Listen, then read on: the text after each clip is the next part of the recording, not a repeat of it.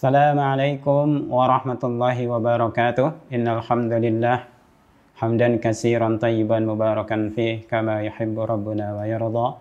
Asyhadu an la ilaha illallah wahdahu la syarikalah wa asyhadu anna Muhammadan abduhu wa rasuluh alladzi la nabiyya ba'da amma ba'du. Pemirsa Marhaban TV rahimakumullah dimanapun Anda berada. Kajian kita kali ini adalah tentang tema pernikahan yang rusak, ya.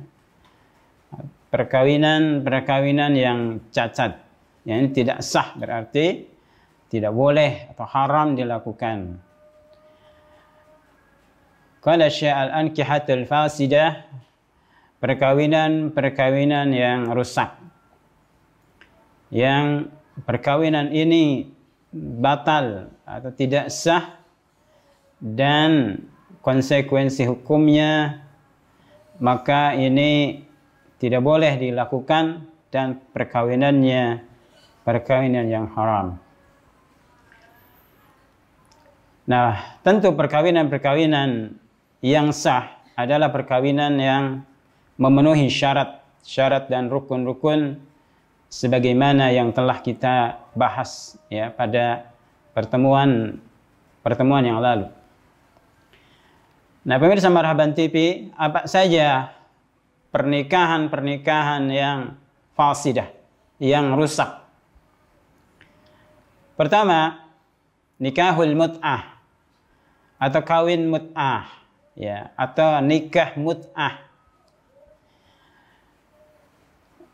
Nah, mut'ah ini berasal dari kata mata'a, mut'atan, artinya kesenangan, ya.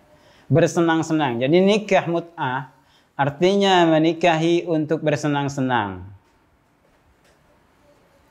Nah, apa yang dimaksud dengan nikah mut'ah di sini?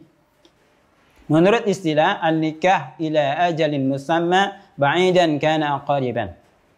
Pernikahan pada sampai waktu tertentu, ya, pada saat-saat tertentu. Apakah panjang atau sementara perkawinannya? Bahasa kitanya adalah kawin kontrak, ya. Kawin sewa, kawin kontrak. Nah, gambarannya, seorang laki-laki menikahi seorang perempuan dengan masa waktu tertentu, ya, misalnya 1 hari atau 1 minggu, 1 bulan, 1 tahun, dan sebagainya, sesuai dengan kesepakatan berdua, ya. Misalnya kata laki-lakinya itu, saya menikahi, anti menikahi kamu, ya, fulanah binti fulan, dengan mahar sekian dalam waktu 1 bulan.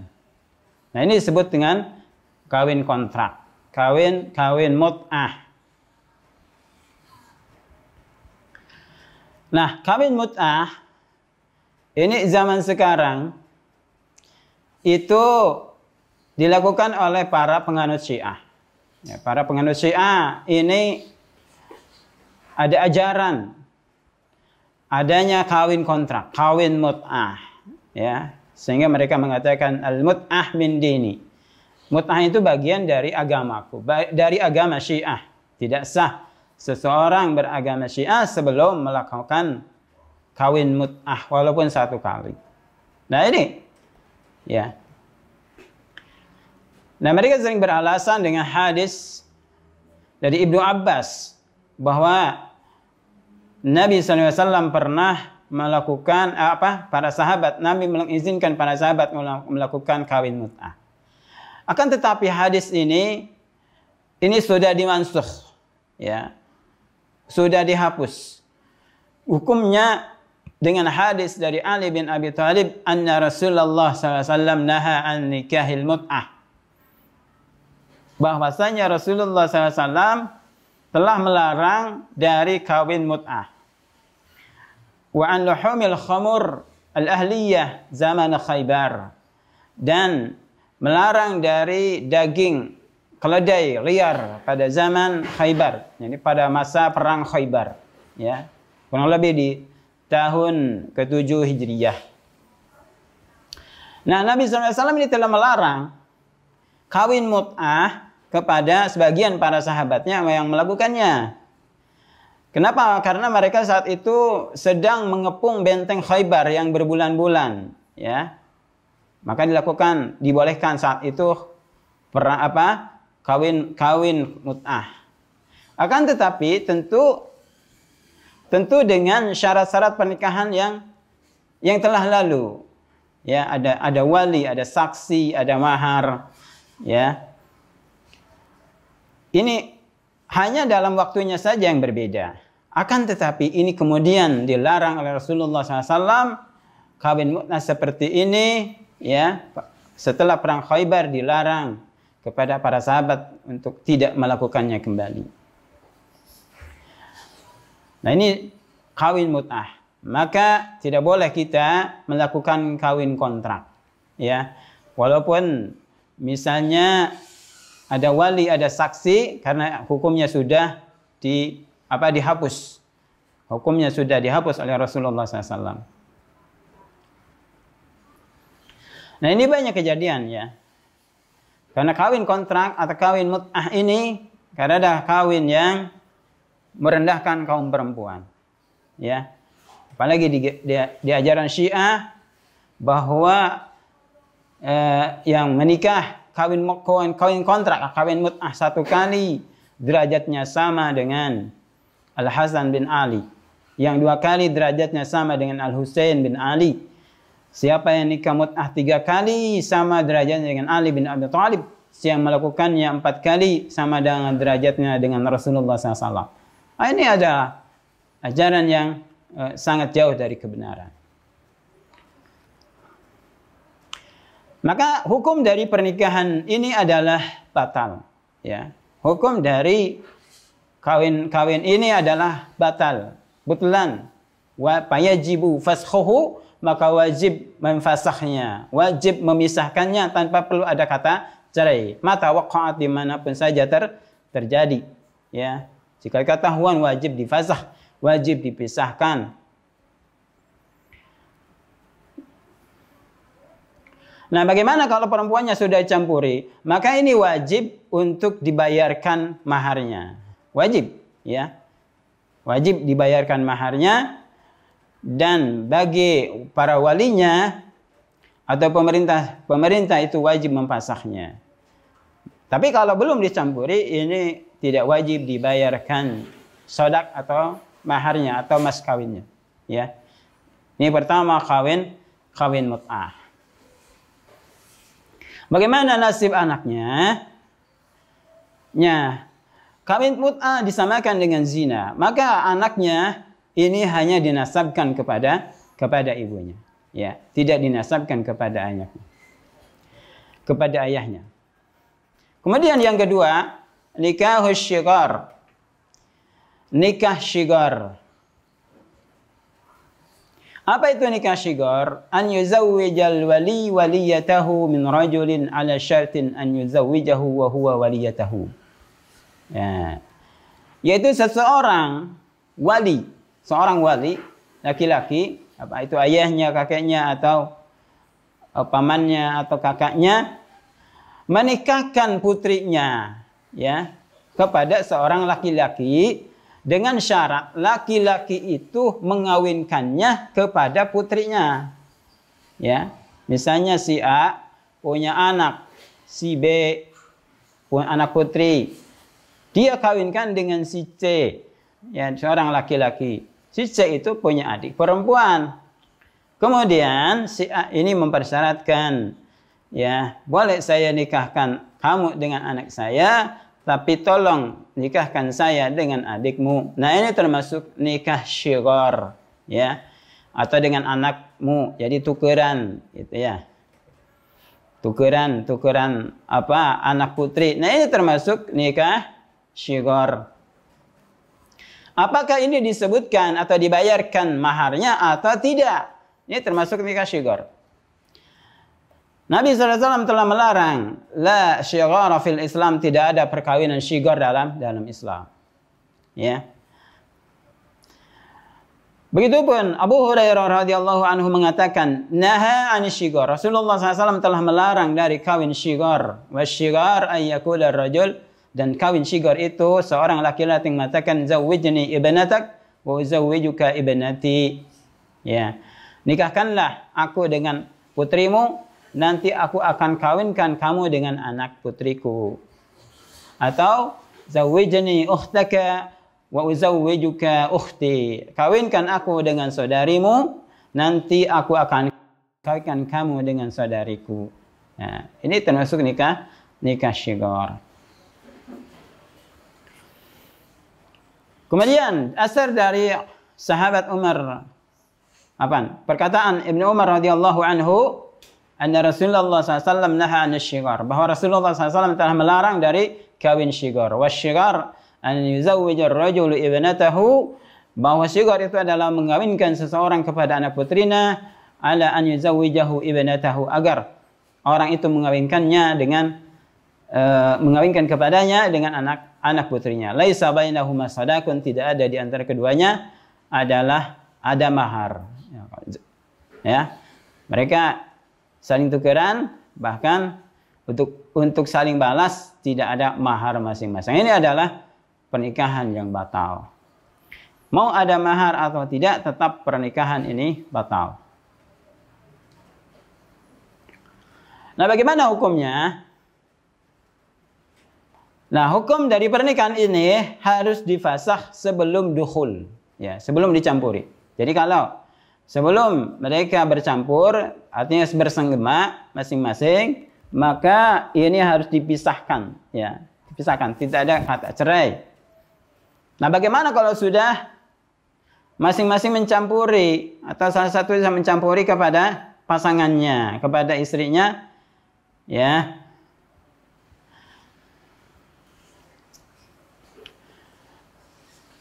Maka tetap ya, ini harus dipisahkan, ya.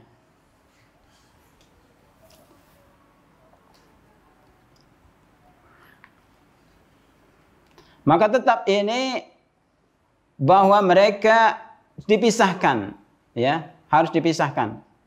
Kalau sebelum dicampuri, kalau sudah dicampuri, maka tidak boleh dipisahkan, ya, tidak boleh dipisahkan. Maka sodaknya, maka maharnya ini milik daripada istri masing-masing. Nah, ini disebut nikah syighar. Ini pernikahan yang batal, ya. Yang ketiga adalah nikah muhallil. Nikah muhallil. Apa nikah muhallil? Muhallil itu artinya menghalalkan. Menikah untuk menghalalkan. Yaitu seseorang perempuan ditalak 3 oleh suaminya. Talak 3 itu, ya, artinya seorang suami menceraikan istrinya 3 kali. Contoh, kali pertama dia ceraikan, kemudian dia rujuk kembali pada masa iddah. Dengan talak 1, masa iddah, dia rujuk kembali. Sudah rujuk kembali, dia ceraikan lagi, ya. Kemudian terjadi iddah yang kedua. Pada iddah kedua dia kembali rujuk lagi, ya, maka ini berarti 3 kali menceraikan. Sudah itu dia ceraikan lagi, maka jadi jatuh talak 3. Itu disebut dengan talak 3. Jadi antutlaqul mar'ah salasan, ada seorang perempuan yang dicerai selama atau sebanyak 3 kali. Maka kalau seorang perempuan ditalak 1 dan 2, itu disebut talak raj'i. Jadi ada kemungkinan suaminya bisa kembali lagi, merujuk kembali kepada istrinya, ya. Tapi kalau sudah 3 kali, maka ini menjadi talak bain. Maka ini haram. Suaminya ingin mengawini kembali istrinya, ya. Allah SWT berfirman, "Fala tahillu lahu min ba'du hatta tankiha zaujan ghairahu." Maka tidak halal baginya setelah menceraikan 3 kali sampai wanita itu menikah dengan suami yang lainnya. Ya. Nah, karena haram sudah menceraikan 3 kali, jika seorang laki-laki atau suaminya itu ingin menikahi perempuan itu, mantan istrinya, lalu dia meminta atau menyuruh laki-laki lain untuk mengawini perempuan tersebut, ya, mengawini mantan istrinya dengan maksud untuk menghalalkannya. Oh, ini cintanya sudah masih membara walaupun sudah 3 kali diceraikan. Ya. Kemudian laki-laki yang disuruhnya menikahi perempuan itu, setelah itu diceraikan. Nah, perbuatan tersebut disebut muhallil, menghalalkan. Lalu mantan suaminya menikahi perempuan tersebut, ya, mantan istrinya. Nah, ini tidak boleh. Maka ini nikah yang batil. Ya, Nabi SAW bersabda sebagaimana hadis diriwayatkan oleh Ibnu Mas'ud, la'ana Rasulullah SAW al-muhallil wal muhallil lahu. Bahwa Rasulullah SAW telah melaknat pada laki-laki yang muhallil, yang menghalalkan, dan yang meminta untuk menghalalkannya, ya, kepada laki-laki yang menghalalkan mantan suaminya dan orang yang diminta untuk menghalalkannya itu kepada laki-laki yang menikahi perempuan tersebut untuk kemudian diceraikan agar laki-laki mantan suaminya bisa menikahi wanita tersebut. Nah, ini pernikahan yang batil. Ya. Nah, bagaimana hukum pernikahan ini? Pernikahan ini difasakh. Ya, hanya dipisahkan. Maka istrinya tidak halal bagi mantan suaminya, ya, bagi orang yang telah menceraikan 3 kali.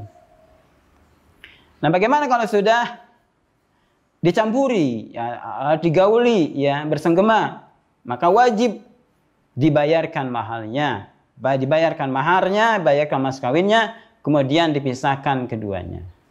Nah, tentu ini walinya, ya, yang berwenang untuk hal ini, ya.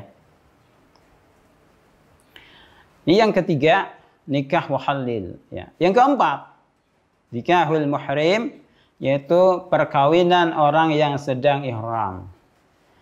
Nah, pemirsa Marhaban TV rahimakumullah, orang yang sedang ihram, ya, baik ketika melaksanakan ibadah haji maupun umrah, selama melaksanakan ibadah haji dan umrah, ini mereka tidak boleh mengawinkan dan tidak boleh dikawini, ya, sebelum tahallul, ya. Jadi sejak memakai kain ihram ini sudah berlaku hukum-hukum bahwa mereka tidak boleh dinikahi dan tidak boleh menikahi, tidak boleh dinikahkan. Misalkan seorang perempuan dinikahkan sedang ihram, ya, sedang ibadah haji atau umrah, maka ini tidak sah. Begitupun seorang laki-laki menikahkan, ini tidak boleh. Maka kalau ada orang yang melakukannya sedang melaksanakan ibadah haji atau umrah, ya, selesai misalnya, ya, dia tawaf kemudian dia menikah, nikahi seorang perempuan, maka pernikahannya batal, ya, pernikahannya ini batal. Nah, bagaimana kalau sudah terjadi? Nah, kalau dia mau ingin menikahi lagi, maka akadnya diperbaharui setelah selesai ibadah haji atau umrah. Nabi SAW bersabda, la yankihul muhrim wa la yunkah. Orang yang sedang ihram tidak boleh menikah dan tidak boleh dinikahkan.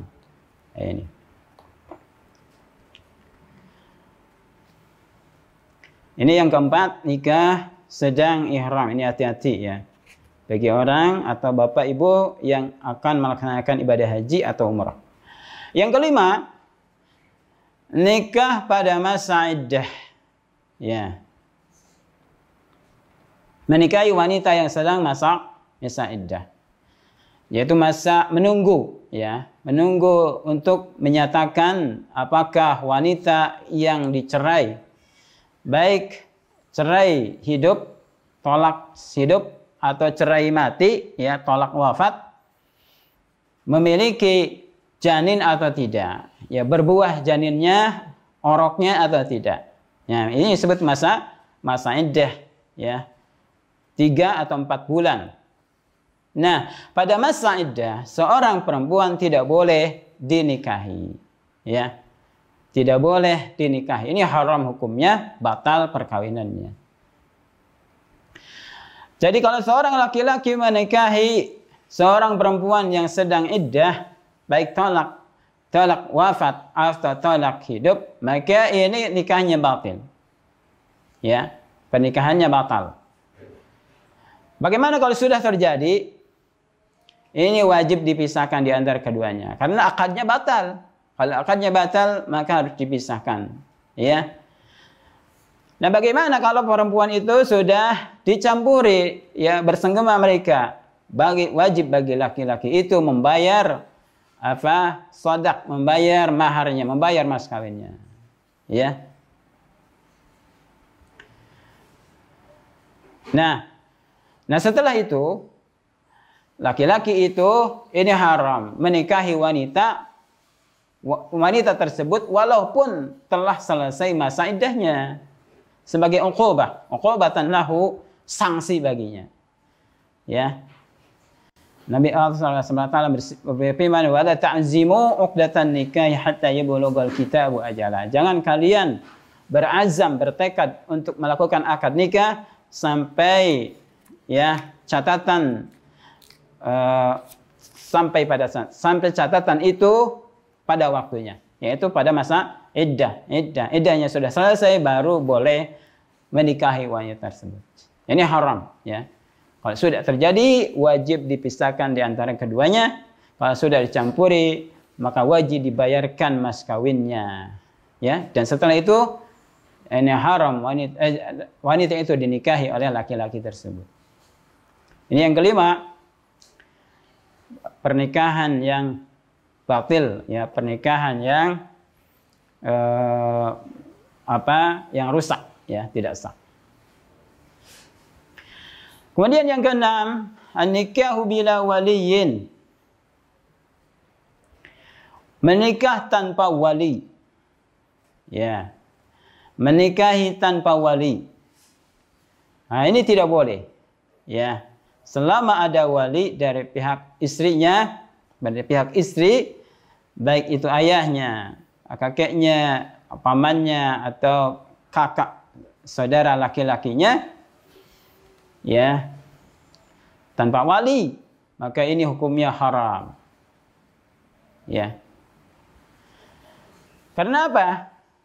Karena jelas rukun nikah itu harus ada wali. Maka kalau seorang laki-laki menikahi seorang perempuan tanpa izin walinya, ya, maka ini adalah pernikahan yang batil. Karena berkurangnya rukun, yaitu adanya wali. Nabi SAW bersabda, la nikaha illa biwaliyin, maka tidak ada nikah tanpa adanya wali. Wah, ini banyak kejadian pada ya orang-orang yang terjerumus pada aliran-aliran yang menyimpang, ya. Mereka misalnya walinya oleh gurunya, ya, oleh syekhnya, ya, atau oleh temannya. Wah, ini tidak sah, ya. Tidak sah pernikahannya. Bagaimana hukumnya? Ayyufarraqu bainahuma. Ayyufarraqa bainahuma, dipisahkan antara keduanya. Kalau wanita itu sudah diusap-usap, maksudnya sudah sudah dijimai, ya.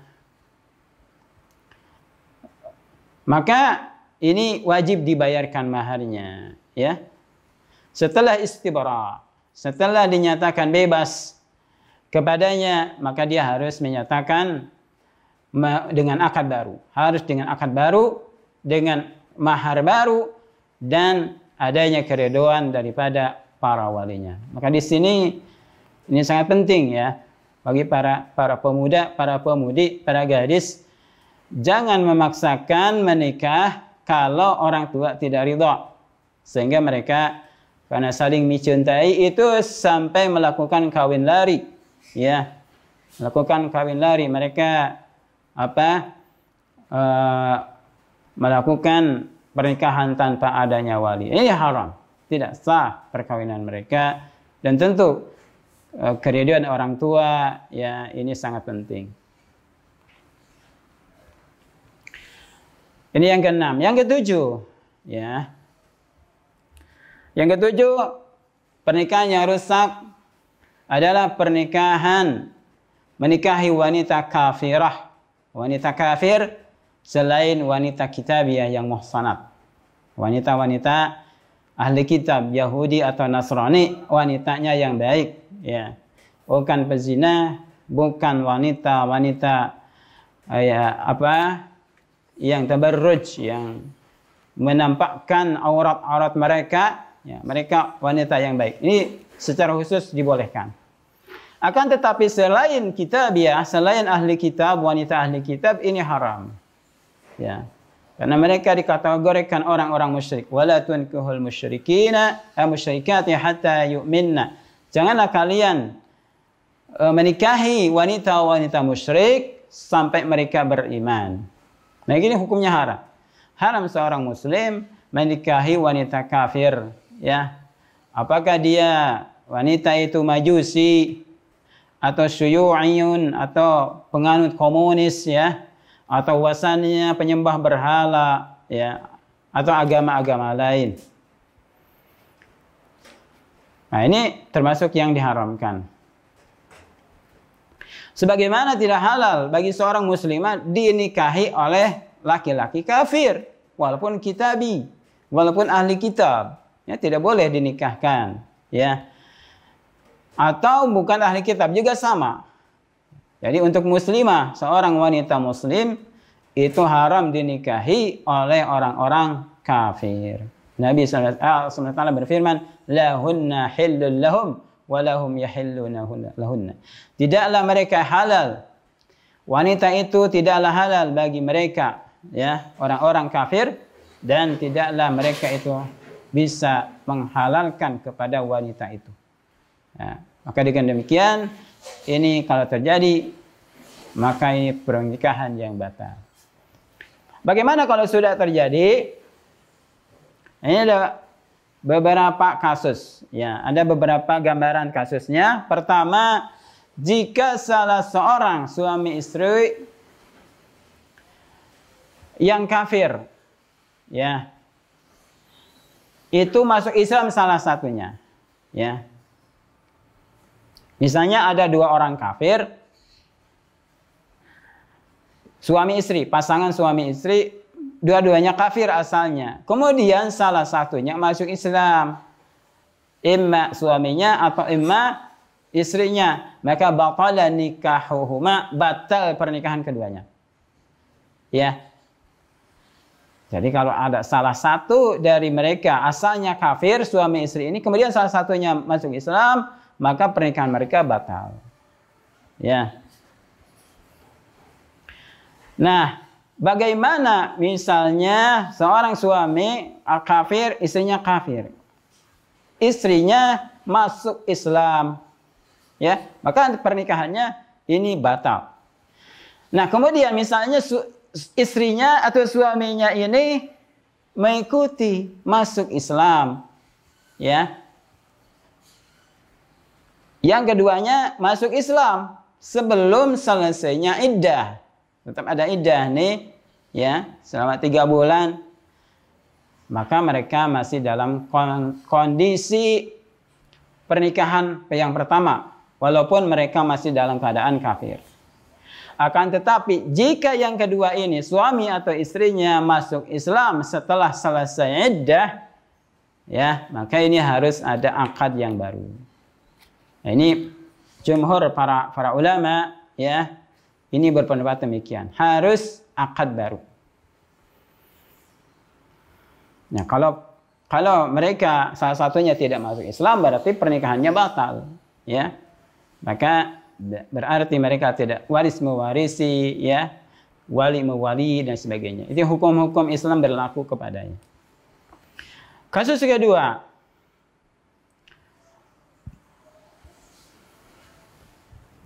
jika seorang istri masuk Islam, ya, masuk Islam.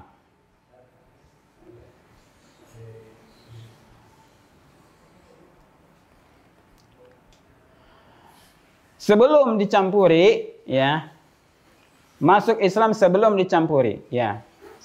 Misalkan ada orang pasangan suami istri ini kafir, kemudian istrinya masuk Islam, menikah kemudian masuk Islam sebelum apa? Sebelum dicampuri, maka tidak ada bagi istri tersebut mahar.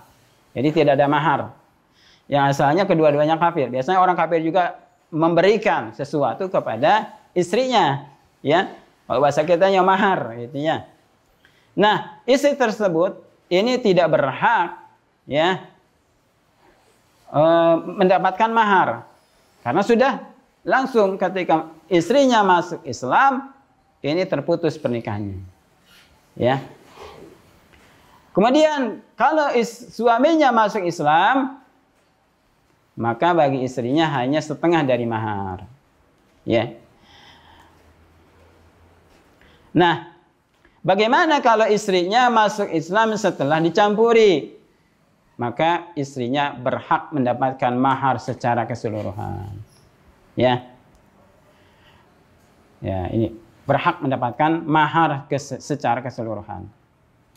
Ini jika pasangan suami istri itu adalah kafir.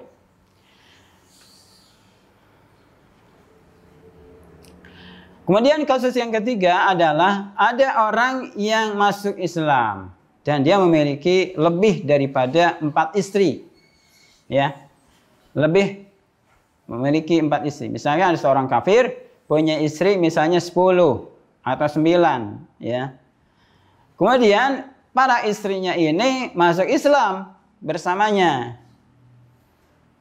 ya, kan karena nasab, karena hubungan pertalian darah. Ya, siapa saja? Pertama ibu, nenek, ini secara mutlak, dan terus sampai ke atas, ya. Jadi ibu, nenek, ya,